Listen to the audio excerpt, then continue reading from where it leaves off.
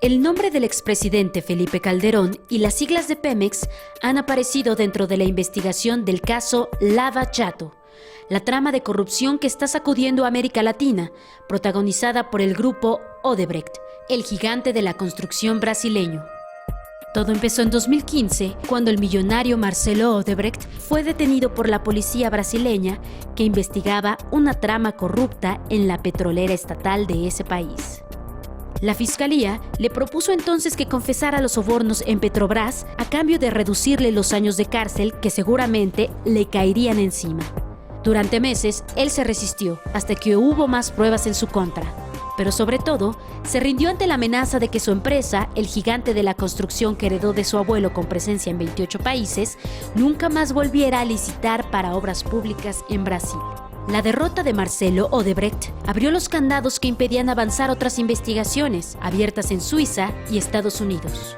En diciembre del 2016, ejecutivos de Odebrecht admitieron ante una corte federal de Nueva York haber entregado sobornos en Argentina, Perú, Ecuador, Colombia, Venezuela, Panamá, República Dominicana, Guatemala y México.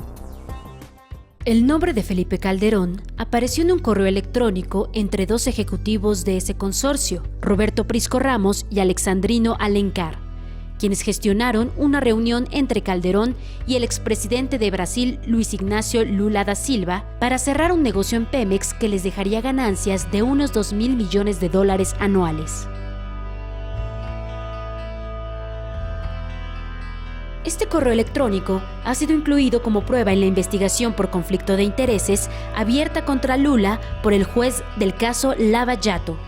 Roberto Prisco Ramos, quien envió este correo, era en ese momento el director de Braskem, la filial de Odebrecht, que estaba por cerrar el negocio por la planta de etileno 21 en Veracruz.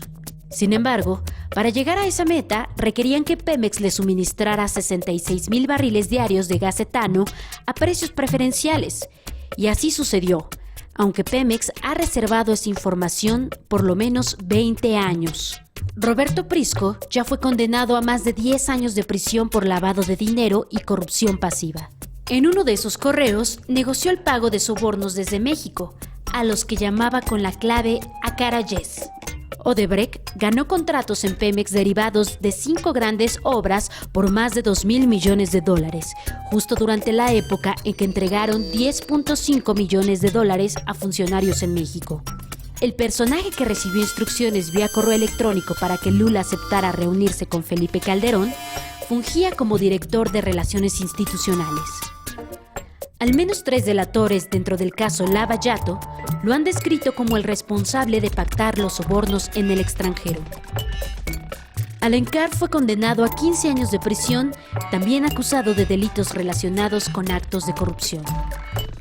En febrero de 2010, Calderón y Lula tuvieron un encuentro privado en México dentro de la Cumbre de la Unidad Latina y del Caribe organizada en Quintana Roo. Al final de la cita, se felicitaron por la inversión de $2.500 millones que realizaría el grupo mexicano IDESA y la brasileña Braskem. Un funcionario de Petrobras, la empresa petrolera de Brasil, confesó que recibió $7 millones en sobornos a cambio de gestión y contratos, entre ellos el de una obra en México. Además, 2 bancas de desarrollo otorgaron créditos a Braskem. En octubre de 2011, el entonces director de Odebrecht fue invitado a comer a la residencia oficial de Los Pinos. Felipe Calderón abrió las puertas de la casa presidencial para albergar una reunión que en forma excepcional se realizaba fuera de Brasil. Marcelo Odebrecht llegó acompañado de Carlos Fadigas de Sousa, quien también está acusado de corrupción. 9 meses antes de esta comida, Calderón se había reunido con Fadigas en el marco del Foro Económico de Davos, en Suiza, país en donde Odebrecht movió $211 millones en cuentas secretas para el pago de sobornos. En 2010, Odebrecht patrocinó al organismo oficial para combatir la corrupción en México, la Secretaría de la Función Pública, para la organización de un encuentro internacional de control de obra pública. Paradójicamente, la misma función pública, ahora en el gobierno de Enrique Peña Nieto, investiga los pasos de Odebrecht en México. Felipe Calderón pidió que se investigue el papel que jugó Odebrecht en México durante su gobierno y aseguró que sus reuniones con los ejecutivos de este consorcio fueron parte de la agenda habitual de Los Pinos con inversionistas extranjeros, sin que ello implicara compromisos indebidos.